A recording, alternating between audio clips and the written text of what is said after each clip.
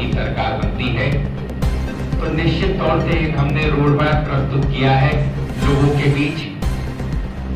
के बीच एक अपना विजन रखा है और ये बतलाने की कोशिश की है कि अगर हमारी सरकार बनती है तो इस पर हम चलने का काम करेंगे।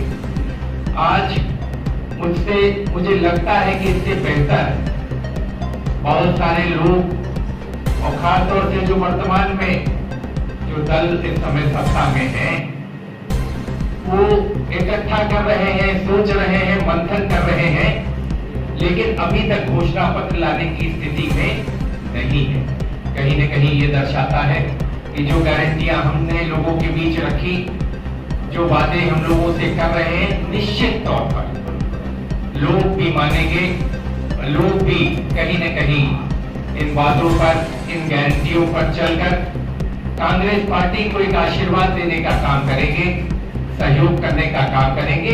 जो इंडिया अलायंस का गठबंधन बना, कांग्रेस पार्टी के साथ साथ समाजवादी पार्टी और अन्य दल जो इकट्ठा हुए, निश्चित तौर पर ये माहौल बन रहा है बदलाव का, परिवर्तन का।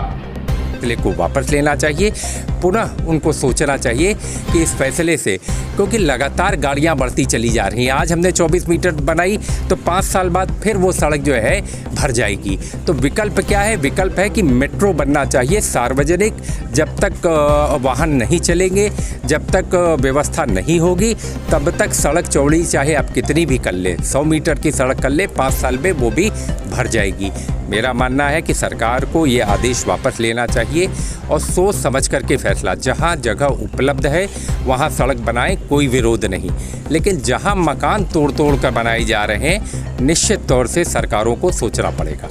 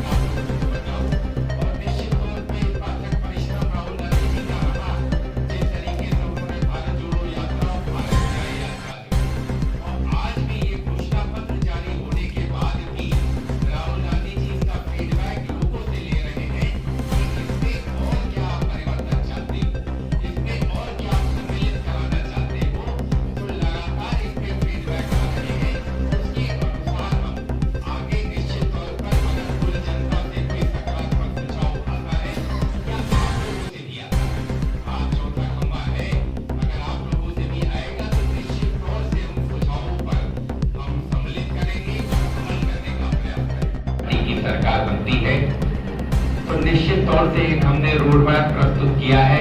लोगों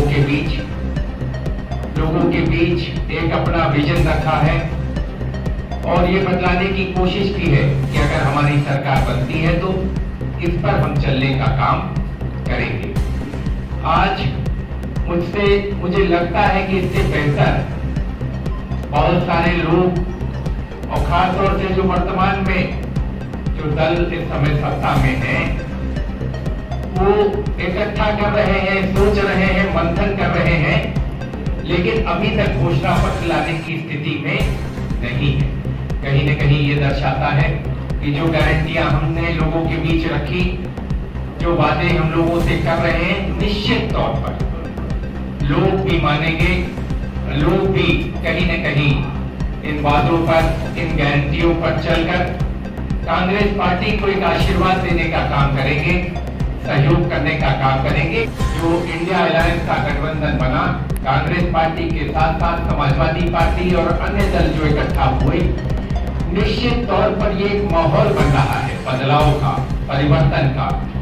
कर सकते हैं यहाँ पर किस तरह से आप लोग आगे जारी करेंगे अपने, और किन जो है मुद्दों को लेकर जनता के बीच जाएंगे? देखिए, जनपद प्रयागराज का जो मुद्दा है नामांकन के बाद उसको, और आज से ही हम लोग उसको उठा रहे हैं। पहली जो हमारा जो है मुद्दा है कि प्रयागराज में स्वास्थ्य विभाग का जो अकाल है, जो समस्याएं हैं, उसका निदान है कि यहाँ पर एक एम्स होना चाहिए। पूरा शहर आज जाम की समस्या से जो है जूझ रहा है, तो प्रयागराज में एक मेट्रो होनी चाहिए। और जो मकान जो तोड़े जा रहे हैं चौड़ीकरण के नाम पर, ये प्रयागराज एक ऐतिहासिक शहर है, धार्मिक नगरी है, तो उसकी अस्तित्व को बचाए रखना भी ज़रूरी है।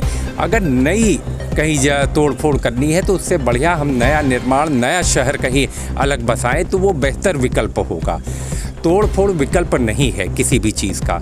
तो हमारा ये मानना है कि सरकारों को ये सोचना चाहिए, और जिस तरीके से प्रयागराज की गरिमा के साथ खिलवाड़ हो रहा है, जिस तरीके से प्रयागराज की उपेक्षा हो रही है, जिस तरीके से सरकारी विभागों का यहाँ से पलायन हो रहा है, ये बहुत बड़ा मुद्दा है। प्रयागराज की ऐतिहासिकता के साथ, प्रयागराज की गरिमा के साथ, इसके अस्तित्व के साथ, तो इसको बचाए रखने के लिए सड़क से लेकर संघर्ष करना पड़ेगा संसद तक। और एक बहुत बड़ी चीज़ है कि जो उद्योग नगरी नैनी थी, पिछले 10 सालों में यहाँ पर कोई भी नया ऐसा प्लांट नहीं लगा। जो लगा वो कांग्रेस के ज़माने में, मुलायम सिंह यादव जी के ज़माने में या अखिलेश यादव के ज़माने में। तो औद्योगिकीकरण के बिना हम नौकरी किसी को मुहैया नहीं करा सकते। 30 लाख सरकारी नौकरी का तो हमने वादा किया है, लेकिन नए उद्योग, कल कारखाने लगने चाहिए। सिंचाई विभाग की, सिंचाई की बहुत बड़ी समस्या जमुना पार के इलाके में है। पिछले 10 सालों की सरकार में, 7 साल की प्रदेश की सरकार में एक भी लिफ्ट कैनाल नहीं लग पाई, नहीं बन पाई। तो कहीं ना कहीं किसानों की उपेक्षा, युवाओं की उपेक्षा, शहर की उपेक्षा, तो इलाहाबाद, प्रयागराज शहर बर्बादी की कगार पर भारतीय जनता पार्टी ने पहुंचाया है। और शहरों की अगर तुलना में देखें तो प्रयागराज लगातार पीछे होता जा रहा है। यहाँ पे सड़कों चौड़ीकरण के नाम पे तोड़ा जा रहा है, तो जनता जो परेशान है, निश्चित तौर से उठाएंगे। जहाँ ज़रूरत नहीं हो उतनी चौड़ाई की सड़कों की तो नहीं तोड़ना चाहिए। जिसके 100-100, 150 साल पुराने मकान हैं, उनको तोड़ने का औचित्य क्या है? उनके तोड़ने का औचित्य है कि आप 24 मीटर की सड़क बनाने का। मुझे लगता है कि ये अच्छा फैसला नहीं है। सरकार को इस फैसले को वापस लेना चाहिए। पुनः उनको सोचना चाहिए कि इस फैसले से, क्योंकि लगातार गाड़ियां बढ़ती चली जा रही हैं। आज हमने 24 मीटर बनाई तो 5 साल बाद फिर वो सड़क जो है भर जाएगी। तो विकल्प क्या है? विकल्प है कि